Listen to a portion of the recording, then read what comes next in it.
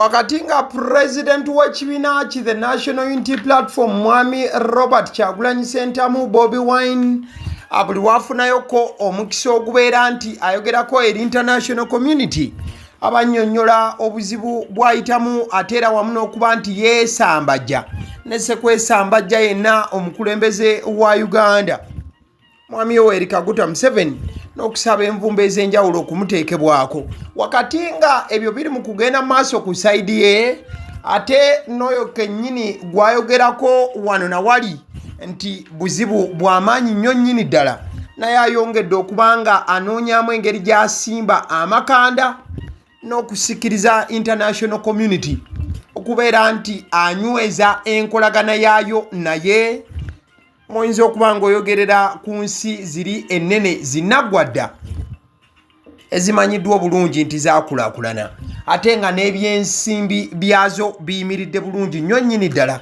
nti mu mbeera emu endala Uganda bw'ebanga ekolaganye nazo yandibanga erina kyejjamu ekikulu ennyo nnyini ddala olunaku olw'eggulo ng'ennaku z'omwezi 23 omwezi gwa February omwaka 2026 President Yoweri Kaguta Museveni alinako ensisinkano n'embeera ey'akafubo gye yabaddemu wakati we n'abazungu okuva mu United Kingdom oba gye muyita Bungereza ensi eyo Queen gye yali asibuka mujjukirayo bulungi ate era mukadde ke kamu si be bokka be yafunye nabo akafubo wabula n'abayindi nabo oba abakungu abakulu okuviira ddala mu nsi ya buyindi nabo yabadde nabo ku nsonga ze tugenda okubanga tutunulako mukwano gwange eddakiika eno okusinziira ku President Yoweri Kaguta Museveni olusisinkano luno olwawedde ayinako bye yanokkoddeyo mu biki bye babadde basisinkanye okubanga boogerako obanga bateesaako mwagambira nti Uganda egenda kubanga yeeyagala oluvannyuma lw'ensisinkano eno singa buli kimu kinaateekebwa mu nkola.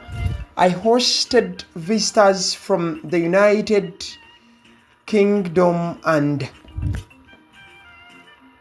India who are exploring a tripartite arrangement linking Asia, Europe and Africa through Uganda. The correct line is that prosperity comes from linking producers to consumers. Africa, because of its strategic position and growth potential, is the place of the future. On our part, we are putting in place the fundamentals of security, market, labor and raw materials. If this is understood by serious planners, global affluence is achievable with Africa as a big business center. I am very encouraged by this prospect. President Museveni oluvannyuma lw'okusinkana abazungu bano okuva mu ggwanga lya Bungereza ate era nga kw'otadde n'abayindi okuva e Buyindi ebimu ku bye baateesezzaako bye by'okubeera nti Uganda bagenda gifuula egenda okugatta Asia egatte Europe Bulaaya ate era mukadde ke kamu egatte ne Africa Uganda nga yeekolanga entabiro ey'ebyobusuubuzi ojja kujjukira nti ensisinkano eno President Museveni agenda okugituukako nga waakayita ennaku ntono nnyo in fact eri wiiki emu yokka nga President Museveni afulumizza ekiragiro eri Prime Minister Maama Robina Nabbanja namugamba nti awe mangu kampuni emu okubeera nga ezimba ekisaawe oba agiwe olukusa olujjudde okubanga ezimba ekisaawe okumpi wali n'Embarara ekisaawe kino kyekiddiridde oluvannyuma lwa President Museveni okubeera nti yawa order eyo ate kati meeting eno yaddiridde order ya President Museveni okulagira ekisaawe ekyo kikolebwe obwekyo ekisaawe kino kisuubirwa nti ennyonyi zigenda kubanga ziyitiranga Uganda ezimu ku nnyonyi ennene era ez'ebyobusuubuzi nga Embarara awo we bagenda okuba nti bateeka ekisaawe ekyo we wagenda okubeera a very very strategic location esobozesa ennyonyi okujja ne zituukirawo ne zisobola okubanga zi refueling oba ziddamu okubanga zifuna amafuta okubeera nga zeeyongerayo oba Uganda egenda kubanga ekolanga panya ey'ennyonyi ezimu okuva side ze Bulaaya yogera connecting Asia ate era mukadde ke kamu ne Africa n'ensi ezirinaanyewo okutwaliza awamu. So Uganda egenda kubanga ekiganyulwamu nnyo ekigenze ewala. So oluvannyuma lw'ensisinkano eno okubeera nti yawedde te lwe lwabadde olunaku lwe lumu Mwami Robert Kyagulanyi Ssentamu Bobi Wine okulabikako mu maaso ga European Union Parliament oba the European Parliament. Wabula Bobi Wine okulabikako mu Parliament eno tekyabadde kyabuliwo. Era ekifaananyi kyolaba essaawa zino kifaananyi kikadde era bwe yali nga awubyeyoko olubu lw'ekigere. So mbadde kugamba nti Bobi Wine ate bwe yalabikidde mu European Parliament, in fact kabadde katambi era keyabadde yataddeyo wali, yalaze nti waliwo obwetaavu bw'amaanyi nnyo nnyini ddala okuteeka envumbo ku President Museveni n'abamu ku bakulu mu gavumenti wano nga kwotadde n'atwala amagye g'eggwanga General Muhoozi Kainerugaba. Wabula bino Bobi Wine okubanga asaba envumbo eno okubeerawo ate era kyaddiridde obubaka bwe yali yaweereza mu Geneva Summit. Ndowooza tuba tufunagana bulungi nnyo nnyini ddala. Wabula President Museveni yagambye nti yateeka ayongere kuba nti sayidi eri afunako era naye bakolagana nabo mu sayidi. Ekifaananyi kyolaba era eky'omukulu avudde ku screen ye musirikale w'amakomera. Waliwo omusirikale w'amakomera oba Uganda prisons sayidi awo ez'ekiboga. In fact poliisi yatandise dda omuyiggo gw'omusirikale oyo ow'amakomera eyakubye bakamaabe amasasi. Yabasindiridde amasasi ag'abasse mu mbeera eyabadde enzibu ennyo. Oluyombo nno lwavudde just ku ssimu. Yes, omukulu n'akuba bakamaabe amasasi. In fact bwe natunuuliddemukko embeera nga bwe yabadde etambula, kansooke nkulageko ekifaananyi kino kya nnaku nnyo nnyini ddala but osobola okulaba mbeera eyabaddewo nga mirambo ebintu ebifaananako bwe bityo. In fact omukulu ono olwamaliriza okuba nga akuba bakamaabe amasasi yagenze ku ssomero n'asaba abasomesa bakuume bulungi abaana be. Bino byabadde mu bitundu by'ekiboga awo, but enkola omukulu gye yakikozeemu like ng'amaze okuba nti asindulira bakamaabe amasasi ate n'adduka ku ssomero n'agamba abasomesa nti abaana bange mubateekeko mubakuume mbalese mu mikono gyammwe. Ekitegeeza nti kyonna ekyabadde kikoleddwa yabadde akitegeera bulungi. Kitero nga tukyali ku mawulire ag'ennaku ennyo nnyini ddala, bintu si birungi. Sande eno gye tukubye amabega, embeera ey'ennaku ey'amaanyi yabuutikidde abantu b'ekyamuhanga oba Kyamuhanga ward wali mu Bushenyi district. Abazadde wamu n'ab'emikwano bakuŋŋaanye mu maka agamu. Ezo keesi z'olaba mukwano gwange z'abaana bato ddala. Abaana bano babadde babiri, very young children. Abaana babadde basomera ku St. Mary's Primary School Kyamuhunga. Tubayitayo Kyamuhunga. Yes, St. Mary's Primary School ekyamuhunga. Wabula abaana battiddwa mu ntiisa ey'ekika ekyawaggulu. Abaana bano baafa ku lunaku olwokutaano olwa wiiki eno gye tukubye amabega. Babadde bava ku ssomero, like babadde badda ku ssomero nga bava kulya kyamisana, nga baddayo kubeera nti basoma mu budde obw'ettuntu. Munnange laddu n'ebakuba akumpi ne St. Mary's Church. Nkugambye byonna Kyamuhunga mu Bushenyi district. Era osobola okulaba embeera abazadde mwe babadde mukwano gwange. paka ne gye buli eno abatuuze abasinga balemereddwa okuba nga bakkiriza ekyabaddewo.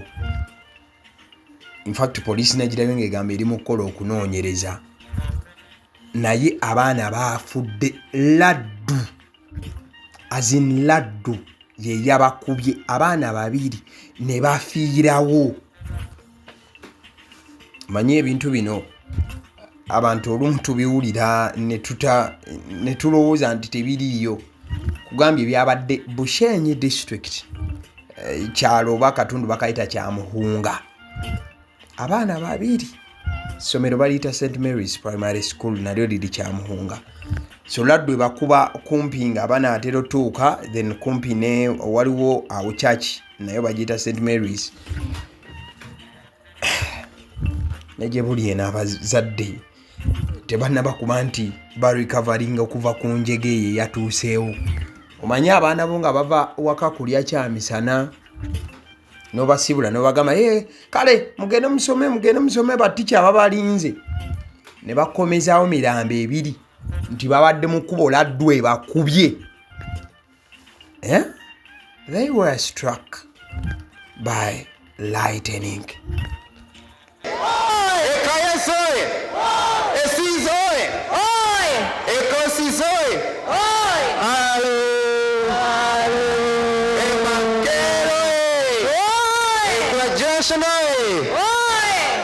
I'm doing this alongside my colleague Eunice Rukundo, who is my co-MC, and my sign language interpreter. Just informed you, Makeri is very inclusive. Philemon Ogutu will help us with the sign language. Thank you very much. I now invite Eunice Rukundo to invite the Chancellor as we take our seats. Exactly. Kale, alunaku lwaleero still naku z'omwezi 24 February mwaka 2026. Akatambi kolaba ku screen mukwano gwange. Katambi katwalidde olunaku olwaleero tubadde mu ssaawa nga 5.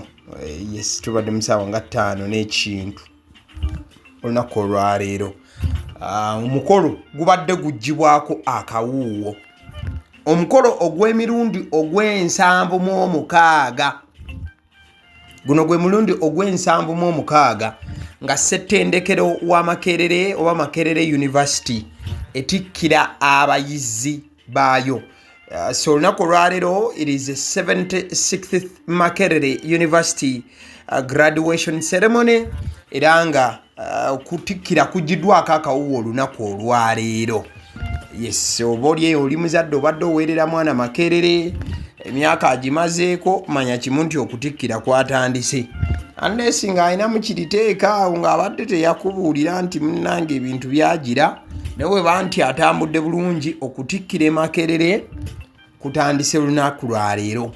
Enkumi n'enkumi z'abayizi zisuubira okuba nga zitikkirwa. Kale, nzikiriza nkutegeeze ku bannaffe aba Honeybites bagamba nti bo omulimu gwe bakola gwa kukolera byakulya eby'abaana abadda ku masomero. Bwe tugamba abaana abadda ku masomero, saabo bokka abadda ku masomero, wabula n'ababeera ewaka balina package ey'ebyokulya eby'abaana mu line efaananako bwetyo. Gwe bakubire bukubizo bagambe njagala package y'ebyokulya by'abaana abali ku masomero oba abaana abalya ebyokulya. Balina ebyokulya yogera ku daddies, yogera ku binyeebwa, amawogola, yogera ku bagiya, yogera ku cupcakes, yogera ku donuts. Osobola okubafuna ku 0709 787508. Ate era mukadde ke kamu bw'oba oyagala ku pizza size yonna era namba y'emu. Ate era mukadde ke kamu bakola ne cake eza buli mukolo, babayita aba Honeybites.